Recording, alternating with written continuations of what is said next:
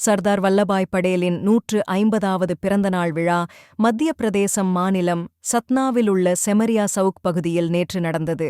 சத்னா தொகுதி பாஜக எம்.பி. கணேஷ் சிங் கலந்து கொண்டார்.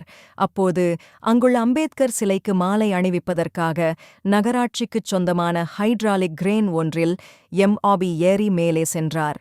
அப்போது எதிர்பாராத விதமாக கிரேன் பழுதாகி பாதியிலேயே அந்தரத்தில் நின்றது. பின்னர் மீண்டும் கிரேன் இயக்கப்பட்டபோது குலுங்கியுள்ளது.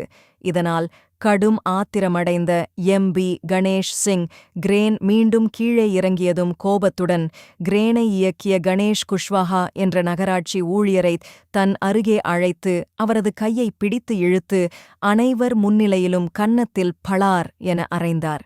இந்தச் சம்பவம் அங்கிருந்தவர்கள் மத்தியில் அதிர்ச்சியை ஏற்படுத்தியது.